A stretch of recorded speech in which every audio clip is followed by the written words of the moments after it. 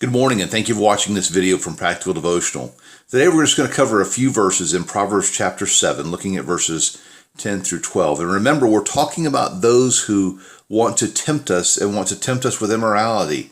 And that's where the focus of this chapter is, and it goes through a situation. And today we cover that the woman who is enticing the man in our story, she is lurking at every corner and she's attractive. Notice that it says she's dressed like a prostitute. Well, it doesn't say that she's dressed like somebody. He goes, ooh, yuck, because you'll learn that he's like, yeah, let's go. Game on. So she's dressed with obvious intent. She is dressed to be physically provocative. She is dressed to be attractive to him physically. And then notice that she's lurking at every corner. And so it means that she's got her eye on him. Now, it could be that she's got her eye on multiple hymns, but she's got her eye on him. And she's lurking for him, and she wants to make him fall into her trap. She wants to satisfy her lusts on him. How does that apply to you and me? Well, it simply means that we have people watching us that we don't even know about. And we're unsuspecting, as this man in our story was in Proverbs 7, we're unsuspecting of their intent.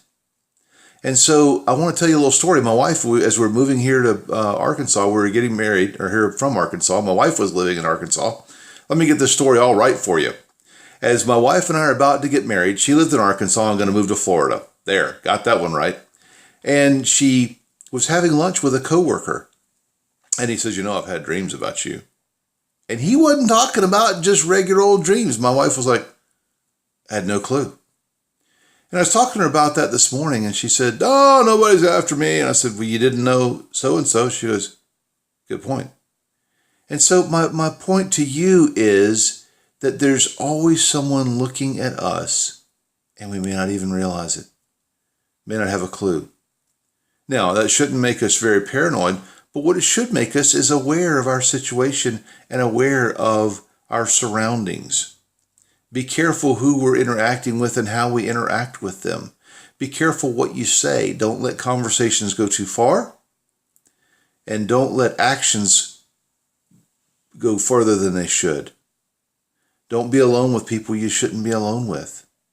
Not that you're always looking at someone going, is he? No, not that at all. Just make it a transcendent part of your life.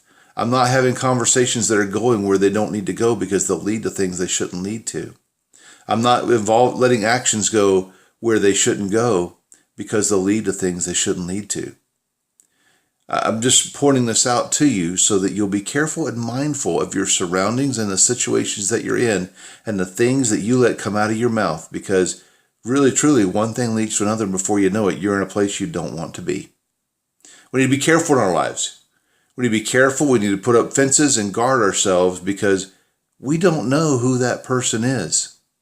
And it might be somebody very near and dear to you. So be careful. Be careful what you say. Be careful where you let conversations go. And be careful where you let actions go. Want to read the whole devotional? Go to the link at the bottom of the page. And we'll see you tomorrow.